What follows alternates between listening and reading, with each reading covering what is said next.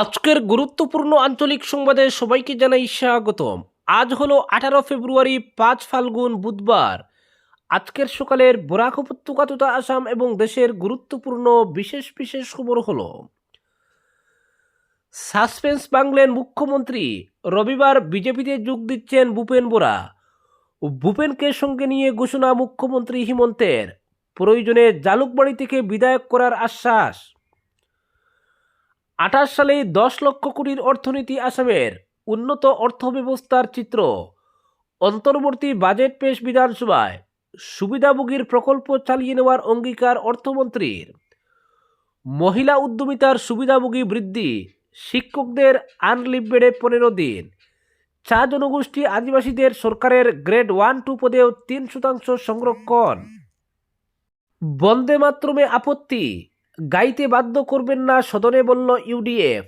দুর্গার বন্দনা করতে পারেন না মুসলিমরা, আল্লাহ ছাড়া কাউকে মানলে ধর্ম যাবে বললেন রফিকুল। বাংলাদেশের 11তম প্রধানমন্ত্রী হিসেবে শপথ তারেক রহমানের, তারেককে ভারত সফরের আমন্ত্রণ প্রধানমন্ত্রী মোদীর। বিধায়ক বিজয় মালাকারের নাগরিকত্ব ইস্যু, বেকায়দায় গেরুয়া নেতৃত্ব। আনিপুর সেতু 163 ধারায় নিষেধাজ্ঞা জারি। এবং সর্বশেষ খবরটি হল, এপিএসসিতে চমক হাইলাকান্দির অম্বরীশের, 8ম স্থান দখল নির্বাচিত আসাম অডিট সার্ভিসে। এবারে শুনুন বিস্তারিত খবর। কংগ্রেস ত্যাগী বর্ষিয়ান নেতা ও প্রাক্তন বিধায়ক ভূপেন বোরা আগামী 22 ফেব্রুয়ারি আনুষ্ঠানিকভাবে বিজেপিতে যোগদান করবেন। মঙ্গলবার রাতে মুখ্যমন্ত্রী হিমন্ত বিশ্ব শর্মা এই ঘোষণা করেন। মুখ্যমন্ত্রী ভূপেন বোরার গুয়াহাটির গুড়ামারা এলাকায় অবস্থিত বাসভবনে গিয়ে তার সঙ্গে দীর্ঘ বৈঠক করেন।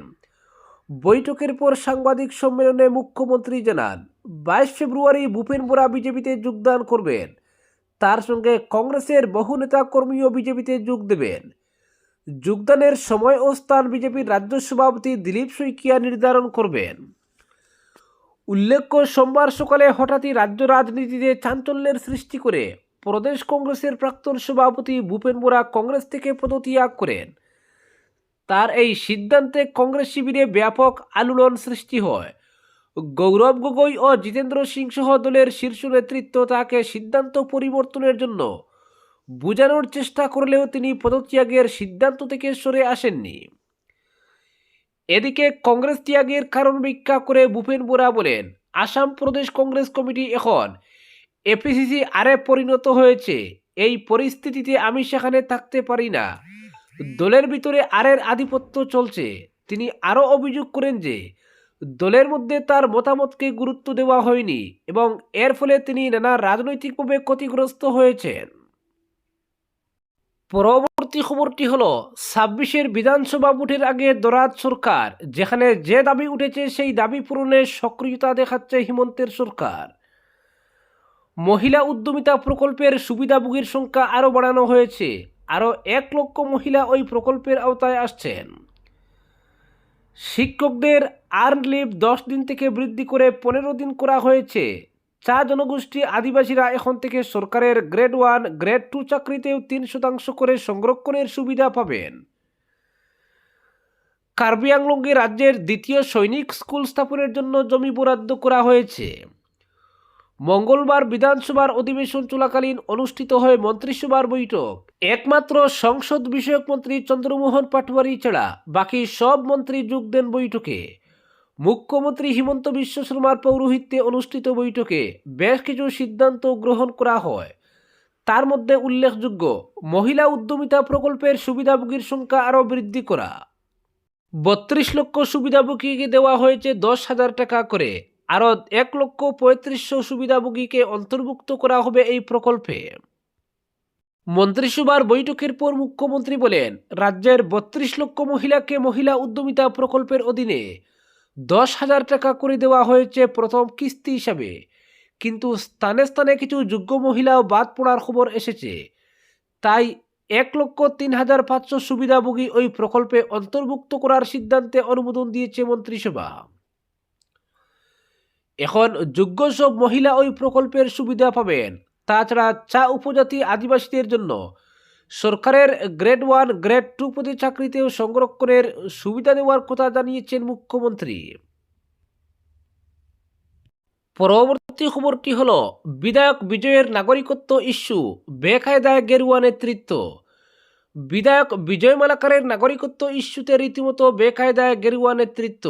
শুরুতে রামকৃষ্ণনগর বিজেপির গরুয়া কুন্দল যে এতটা এগিয়ে উচ্চ ন্যায়ালয় পর্যন্ত গোড়াবে তা হয়তো কল্পনা করতে পারেননি বিজেপির জেলা এবং প্রদেশ নেতৃত্ব। ধারণা ছিল রাজনৈতিক ক্ষমতার পালা ও লবি বদলে সৃষ্টি হওয়া সমর্থক মহলের খুব সময়ের সঙ্গে শেষ হয়ে যাবে। কেন্দ্রের গেরুয়া শিবির পুনরায় পরস্পরের সঙ্গে মিলেমিশে দলকে আরও মজবুত করবেন রামকৃষ্ণনগর কেন্দ্রে। ফলে প্রাথমিক অবস্থায় বিশেষ করে গত পঞ্চায়েত নির্বাচন অবধি দলের জেলা বা প্রদেশ নেতৃত্ব বিষয়টিকে তেমন গুরুত্ব দেননি। বলতে গেলে রামকৃষ্ণনগর গেরুয়া শিবিরের অভ্যন্তরে সৃষ্টি হওয়া দুই নেতা কেন্দ্রিক জ্বলতে থাকা তুষের আগুন নেভানোর কোনো পদক্ষেপ গ্রহণে এগিয়ে আসেননি ঊর্ধ্বতন কর্তৃপক্ষ। এতেই সমর্থক মহলে জ্বলতে থাকা তুষের আগুন দাবানল হয়ে গড়ের চার দেয়াল টপকিয়ে গড়িয়ে গেল আদালত পর্যন্ত। বর্তমানে বিধায়ক বিজয় মালাকারের নাগরিকত্ব ইস্যুতে বেকায়দায় পড়েছে গেরুয়া নেতৃত্ব। প্রকাশ্যে কোনো কথা মুখ খুলে বলতে পারছেন না, কেননা বিষয়টি এখন উচ্চ আদালতে বিচারাধীন। আর বিধায়ক বিজয় মালাকারও নাকি এখনও আদালতে ভারতীয় নাগরিকত্বের তথ্য প্রমাণ জমা দিতে পারেননি, চেয়ে নিয়েছেন পৃথক তারিখ। সরকার পক্ষ আদালতে নিজ অবস্থান স্পষ্ট করতে পারেনি, যদিও মামলায় আসাম সরকারকেও পক্ষ করেছেন মামলা দায়েরকারীরা। অন্যদিকে বিধায়কের নাগরিকত্ব ইস্যুকে যে দুজন ব্যক্তি উচ্চ ন্যায়ালয় পর্যন্ত টেনে নিয়ে গেছেন, বিজয় কানু ও ব্রজগোপাল সিং, তারা কিন্তু বসে নেই। উভয় সংবাদ মাধ্যমে দাবি করেছেন যে বিধায়ক বিজয় মালাকার বা তার পিতামাতা যে ভারতীয় নাগরিক নন, এমন অসংখ্য তথ্য প্রমাণ নাকি তারা ইতিমধ্যেই বাংলাদেশ গণপ্রজাতন্ত্র থেকে সংগ্রহ করেছেন এবং উচ্চ আদালতে নথিগুলো দাখিল করবেন আগামী তারিখে। তারা এও বলছেন, গত নির্বাচনে মনোনয়নপত্র দাখিলে বিজয় মালাকার যে হলফনামা প্রদান করেছিলেন, এতে নাকি উল্লেখ রয়েছে বিধায়ক যখন সংস্কৃত বোর্ড থেকে প্রবেশিকা পরীক্ষা উত্তীর্ণ হন 2015 সালে, তখন নাকি তার বয়স ছিল 35, যা নাকি সন্দেহের আবর্তে। যদিও লেখাপড়ার কোনো নির্দিষ্ট বয়স সীমা হয় না, যে কোনো বয়সে ইচ্ছা থাকলে উচ্চশিক্ষা গ্রহণ করা যায়। এখন প্রশ্ন দেখা দিয়েছে বিজয় মালাকারের নাগরিকত্ব ইস্যু নিয়ে যখন সুরগুল তুঙ্গে, প্রথম পক্ষ মানে মামলাকারীরা নিত্যদিন নতুন নতুন তথ্য প্রমাণ হাতে নিয়ে সংবাদ মাধ্যমের হেডলাইন দখলে ব্যস্ত। এ অবস্থায় নিশ্চুপ কেন শাসক দল বিজেপি, বিজয়ের সমর্থক বা বিধায়ক নিজে? যেহেতু কেন্দ্র সরকার আইন প্রণয়ন করে সুবিধা দিয়েছে যে সকল হিন্দু পরিবার ধর্মীয় নির্যাতনের শিকার হয়ে পাকিস্তান, বাংলাদেশ কিংবা আফগানিস্তান থেকে ভারতে এসেছেন বা আসবেন, সবাই ভারতীয় বলে গণ্য হবেন। এক্ষেত্রে ভারতে অনুপ্রবেশকারী যে কোনো হিন্দু পরিবারকে দেশ ত্যাগের যে কোনো একটি সাধারণ তথ্য প্রমাণ দেখাতে হবে। যদিও বিধায়ক বিজয় মালাকার বরাবরই তার উপর আনা নাগরিকত্বের অভিযোগ মিথ্যা এবং উদ্দেশ্য প্রণোদিত বলে নাকচ করে আসছেন শুরু থেকেই। এও দাবি করছেন এসব রাজনৈতিক প্রতিহিংসা মাত্র। রামকৃষ্ণনগর বিধানসভা কেন্দ্রের কতিপয় ব্যক্তি নিজেদের বিজেপি বলে দাবি করে কংগ্রেসের বি টিম হয়ে কাজ করছেন, চাইছেন উন্নয়ন বা জনসংযোগের দিক থেকে যখন তাকে ব্যাকফুটে নেওয়া সম্ভব হচ্ছে না, তখন ভুয়ো নাগরিকত্ব বা বহিরাগত ইস্যু তৈরি করে যদি কেন্দ্র ছাড়া করানো যায়, তার দাবি কোনো অভিযোগেই ধুপে টিকবে না। পরবর্তী খবরটি হলো আনিপুর সেতু 163 ধারায় নিষেধাজ্ঞা জারি। রামকৃষ্ণনগর রাজস্ব চক্রের অন্তর্গত আনিপুর সেতুর একাংশ গত 11 ফেব্রুয়ারি তারিখে আকস্মিক ধসে যাওয়ায় জননিরাপত্তা সুনিশ্চিত করতে রামকৃষ্ণনগর সমজেলা প্রশাসন ভারতীয় নাগরিক সুরক্ষা সংহিতার 163 ধারার অধীনে ওই সেতু ও পার্শ্ববর্তী এলাকায় কিছু নিষেধাজ্ঞা জারি করা হয়েছে। রামকৃষ্ণনগরের সমজেলা কমিশনার নীলুৎপল পাঠক ভারতীয় নাগরিক সুরক্ষা সংহিতার 163 ধারার অধীনে এক আদেশ জারি করে নিষেধাজ্ঞা আরোপ করেছেন। আদেশে বলা হয়েছে, ধসে পড়া সেতুর আশেপাশে জনসাধারণের চলাচল এবং যান চলাচল জীবনের জন্য মারাত্মক ঝুঁকিপূর্ণ হতে পারে। এছাড়া ওই এলাকায় ভিড় থাকলে সংস্কার কাজে ব্যাঘাত ঘটার সম্ভাবনা রয়েছে। এর পরিপ্রেক্ষিতে ক্ষতিগ্রস্ত সেতু ও আশপাশ এলাকায় অননুমোদিত ব্যক্তিদের প্রবেশ সম্পূর্ণ নিষিদ্ধ। পাশাপাশি সেতুর ক্ষতিগ্রস্ত অংশের উপর দিয়ে সব ধরনের যানবাহন চলাচল বন্ধ রাখা হয়েছে। সেতুর দুই প্রান্ত থেকে 100 মিটার ব্যাসার্ধের মধ্যে জনসাধারণের জমায়েত নিষিদ্ধ করা হয়েছে। আদেশ অনুসারে সেতুর দুই প্রান্তের 100 মিটারের মধ্যে অবস্থিত সব দোকানপাট এবং বাণিজ্যিক প্রতিষ্ঠান পরবর্তী নির্দেশ না দেওয়া পর্যন্ত বন্ধ থাকবে। এতে উদ্ধার কাজ, পরিদর্শন, মেরামত বা আইন শৃঙ্খলা বাহিনীর কাজে বাধা সৃষ্টি করতে পারে এমন যে কোনো কাজ দণ্ডনীয় অপরাধ হিসেবে গণ্য হবে। এই আদেশ তাৎক্ষণিকভাবে বলবৎ হয়েছে। পরবর্তী খবরটি হলো এপিএসসিতে চমক হাইলাকান্দির অম্বরীশের। পরিশ্রম, অধ্যবসায় আর একাগ্রতার জুড়ে এবার জেলার মুখ উজ্জ্বল করলেন অম্বরীশ সেন। চলতি বছরের আসাম পাবলিক সার্ভিস কমিশন পরীক্ষায় তিনি রাজ্য স্তরে 8ম স্থান অধিকার করে নির্বাচিত হয়েছেন আসাম অডিট সার্ভিসে। ফলাফল প্রকাশের পর থেকেই হাইলাকান্দি জুড়ে আনন্দের আবহ। আশ্রম রোডের মডেল কলোনি ওয়ার্ড নং 3-এর বাসিন্দা অম্বরীশের এই সাফল্যে গর্বিত পরিবার পরিজন থেকে প্রতিবেশীরাও। অম্বরীশের বাবা অমরেশ সেন ও মা নিবেদিতা সেন সন্তানের এই সাফল্যে আপ্লুত। পরিবারের তরফে জানানো হয়েছে, ছোটবেলা থেকেই অম্বরীশ মেধাবী ও পরিশ্রমী। নিয়মিত অধ্যয়ন, আত্মনিয়ন্ত্রণ ও লক্ষ্যভেদী প্রস্তুতি তাকে এই কৃতিত্ব এনে দিয়েছে। আসাম অডিট সার্ভিসে নির্বাচিত হওয়া শুধু ব্যক্তিগত সাফল্য নয়, এটি জেলার জন্য এক গৌরবের মুহূর্ত।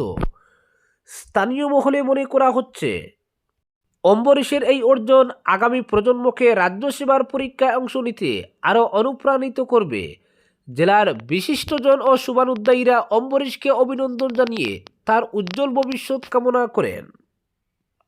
পরবর্তী খবরটি হলো, বন্দে মাতরম গাইতে বাধ্য করবেন না, বিধানসভায় তীব্র আপত্তি তুলল এআইইউডিএফ। তাদের আপত্তির কারণ, বন্দে মাতরম গানে দেবী দুর্গার বন্দনা করা হয়েছে, কিন্তু ইসলাম ধর্মাবলম্বীদের পক্ষে দুর্গার বন্দনা করা সম্ভব নয়। মুসলিমরা আল্লাহ ছাড়া কাউকে মানেন না, সাকার নয়, বিশ্বাস করেন নিরাকারে। তাই বন্দে মাতরম গান গাইলে মুসলিম হয়ে থাকাই সম্ভব নয়। ফলে সরকারি অনুষ্ঠানের শুরুতে বন্দে মাতরম বাধ্যতামূলক করে জারি করা কেন্দ্রের সার্কুলার বাতিল করার দাবি করা হয়। সোমবার শুরু হয়েছে রাজ্য বিধানসভার বাজেট অধিবেশন। রাজ্যপালের ভাষণে সূচনা হয় অধিবেশনের। কেন্দ্রের নতুন নির্দেশনা অনুযায়ী রাজ্যপাল বিধানসভায় আসার পর প্রথমে বেজে উঠে জাতীয় গান বন্দে মাতরম। এরপর বাজে জাতীয় সঙ্গীত জনগণ মন। সম্মান প্রদর্শন করে দুটি জাতীয় সঙ্গীতের সময় বিধায়কদের দাঁড়িয়ে থাকতে হয়। এরপর আসনে বসে ভাষণ শুরু করেন রাজ্যপাল লক্ষণ প্রসাদ আচার্য। তখন অবশ্য বিধানসভার কেউ বন্দে মাতরম গান বাজানো নিয়ে বিরূপ মন্তব্য করেননি, বরং কেন্দ্রের বিজেপি সরকারের নতুন করে প্রচলন করা জাতীয় গান বাজানোর পরম্পরাকে গ্রহণ করেন বিধায়করা। কিন্তু মঙ্গলবার রাজ্যপালের ভাষণের উপর বিতর্কে বিধানসভায় বন্দে মাতরম বাজানো নিয়ে তীব্র আপত্তি তুলে আজমলের দল। প্রথমে বন্দে মাতরম, পরে জনগণ, এই দুটো জাতীয় গান বাজানোর ফলে আসামের জাতীয় সঙ্গীত ও মোর আপনার দেশ বাদ পড়ে যায়। সেদিকে অধ্যক্ষের দৃষ্টি আকর্ষণ করেন বিধায়ক হাফিজ রফিকুল ইসলাম। বিধানসভায় সংখ্যালঘু বিধায়ক বলেন, আমরা আশ্চর্য হয়েছি, আসামের জাতীয় সঙ্গীত বাজানোর পরম্পরা রয়েছে, কিন্তু এবার সেটা হয়নি।